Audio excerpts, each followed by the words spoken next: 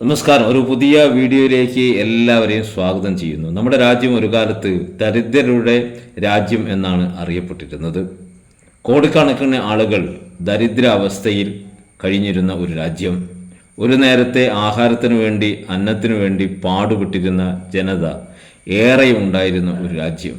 അതിൽ നിന്ന് നമ്മുടെ രാജ്യം ഏറെ മുന്നോട്ട് പോയി, ഒരുപാട് മുന്നോട്ട് പോയി.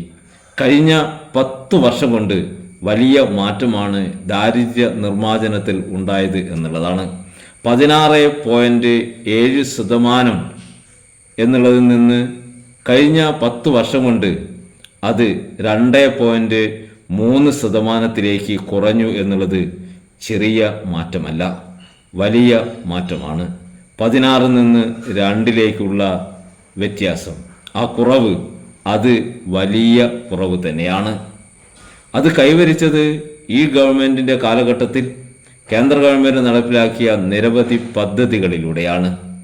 ജനങ്ങളിലേക്ക് നേരിട്ട് സാമ്പത്തിക സഹായവും ജനങ്ങളുടെ ഇടയിലേക്ക് നേരിട്ട് ആനുകൂല്യങ്ങളും ഒക്കെ വിതരണം ചെയ്യാൻ വേണ്ടി കഴിഞ്ഞതിൽ, ഡിജിറ്റൽ സേവന സൗകര്യം കൂടുതൽ മെച്ചപ്പെടുത്താൻ വേണ്ടി കഴിഞ്ഞതിൽ, ജനങ്ങളുടെ ദാരിദ്ര്യ നിർമ്മാർജ്ജനത്തിനു വേണ്ടിയിട്ടുള്ള പദ്ധതികൾ ആവിഷ്കരിക്കുന്നതിൽ ഗവൺമെൻറ് വിജയിച്ചതിലൊക്കെ ഫലമായി നമ്മുടെ രാജ്യത്തിൻ്റെ ദരിദ്രരുടെ എണ്ണം വളരെയേറെ കുറവ് വന്നിട്ടുണ്ട് എന്ന് കണക്കുകൾ സൂചിപ്പിക്കുന്നു.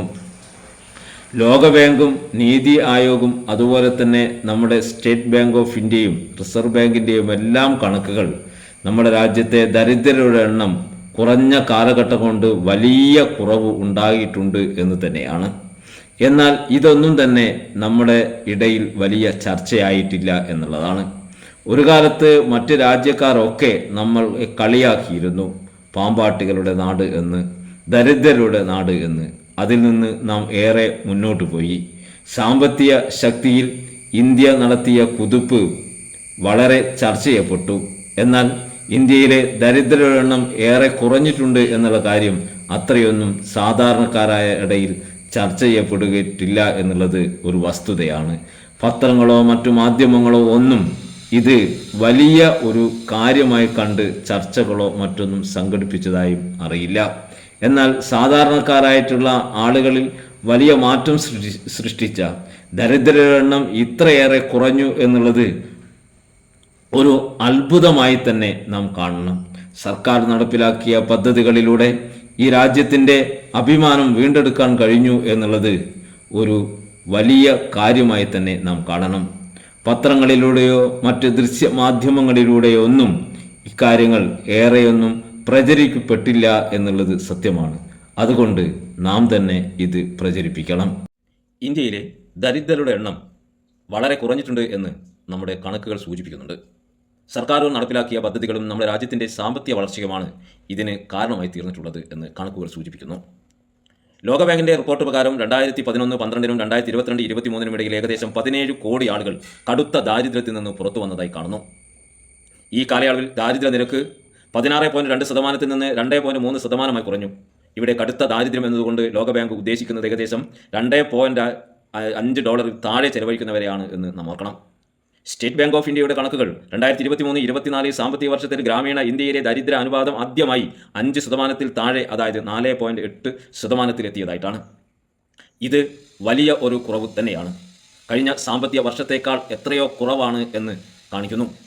ദാരിദ്ര്യരേഖയ്ക്ക് താഴെയുള്ളവരുടെ എണ്ണം 2011-12 20.59 കോടി ആയിരുന്നു എങ്കിൽ ദാരിദ്ര്യരേഖയ്ക്ക് താഴെയുള്ളവരുടെ എണ്ണം 2022-23 അത് 7.5 കോടി പേരായി കുറഞ്ഞു എന്നുള്ളത് ഒരു ചെറിയ കാര്യമല്ല. ദാരിദ്ര്യം കുറയ്ക്കാൻ വിവിധ പദ്ധതികൾ സഹായകരമായി പ്രവർത്തിച്ചിട്ടുണ്ട്. വിവിധ ക്ഷേമ പദ്ധതികൾ, പ്രധാനമന്ത്രി ആവാസ് യോജനയും പ്രധാനമന്ത്രി ഉജ്ജ്വല യോജനയും, അതേപോലെ ജൻധൻ അക്കൗണ്ടുകൾ ആരംഭിച്ചത് സാമ്പത്തിക ഉൾച്ചേർക്കലിന് വലിയ പ്രചോദനമായി മാറിയത്, അതേപോലെ തന്നെ ആയുഷ്മാൻ ഭാരത് തുടങ്ങി നിരവധി പദ്ധതികൾ 72ഓളം പദ്ധതികൾ നടപ്പിലാക്കുന്നതിൽ, അത് സാധാരണക്കാരായ ജനങ്ങൾ എത്തിക്കുന്നതിൽ വലിയ പങ്ക് ഗവൺമെൻറ് വഹിച്ചു എന്നുള്ളതാണ്. നേരിട്ടുള്ള ആനുകൂല്യം നൽകൽ എന്നുള്ളത്, അത് DBT സംവിധാനം, ഡയറക്റ്റ് ബെനിഫിറ്റ് ട്രാൻസ്ഫർ എന്നുള്ളത്, സാധാരണക്കാരായ ആളുകളിൽ നേരിട്ട് പണം എത്തിക്കുന്ന ഒരു സംവിധാനം ഉണ്ടായി. അതുകൊണ്ട് എല്ലാവരുടെ ഇടയിലേക്കും നേരിട്ട് സർക്കാരിന് പൈസ എത്തിക്കാൻ കഴിയുന്നതോടുകൂടി മുൻകാലങ്ങളിൽ നടന്നിരുന്ന വിവിധ തട്ടിപ്പുകൾക്ക് അറുതിയായി. ഡിജിറ്റൽ സേവനം, സാങ്കേതികവിദ്യയുടെ വ്യാപനം, സർക്കാർ സേവനം ജനങ്ങൾ എളുപ്പത്തിൽ എത്തിക്കാൻ കഴിഞ്ഞത് ഒക്കെ നമ്മുടെ ദാരിദ്ര്യ നിർമ്മാർജ്ജന പ്രക്രിയയ്ക്ക് സഹായകരമായി. ഗ്രാമീണ അടിസ്ഥാന സൗകര്യ വികസനം എന്നുള്ളത് സൗകര്യങ്ങളുടെ വികസനം തൊഴിലവസരങ്ങൾ സൃഷ്ടിക്കുന്നതിനും ജനങ്ങളുടെ ജീവിത നിലവാരം ഉയർത്തുന്നതിനും സഹായകരമായി. ജനങ്ങളുടെ ഉപഭോഗശേഷി വർദ്ധിച്ചു. ദാരിദ്ര്യം കുറയുന്നതിൽ ഒരു പ്രധാന ഘടകമായി ഇത് വർദ്ധിച്ചു. ചില സംസ്ഥാനങ്ങളിലെ ദാരിദ്ര്യ നില എങ്ങനെയാണ് എന്ന് നോക്കുമ്പോൾ കേരളം നീതി ആയോഗിൻ്റെ ദാരിദ്ര്യ സൂചിക പ്രകാരം ഇന്ത്യയിൽ ഏറ്റവും കുറവ് ദാരിദ്ര്യമുള്ള സംസ്ഥാനമാണ്. 0.72%. കൂടുതൽ ദാരിദ്ര്യമുള്ള സംസ്ഥാനം ബീഹാറാണ്, 51.91%. ജാർഖണ്ഡ് 42.16%. ഉത്തർപ്രദേശ് 37.79%. സംസ്ഥാനങ്ങളിലെ ദാരിദ്ര്യ കണക്കുകൾ പറയുമ്പോൾ ഈ സംസ്ഥാനങ്ങളിൽ ചിലതൊക്കെ ഏറെ മുന്നിലാണ് എങ്കിലും മറ്റു പല സംസ്ഥാനങ്ങളും ഇതിൽ കുറവാണ് എന്നുള്ളത് ഈ രാജ്യത്തിൻ്റെ മൊത്തത്തിൽ ദാരിദ്ര്യരുടെ എണ്ണം കുറയ്ക്കുന്നതിന് കാരണമായി പ്രവർത്തിച്ച നിരവധി ഘടകങ്ങളെ സഹായകരമായി പ്രവർത്തിച്ച ഉണ്ട് എന്നുള്ളത് നമുക്ക് വ്യക്തമാകും.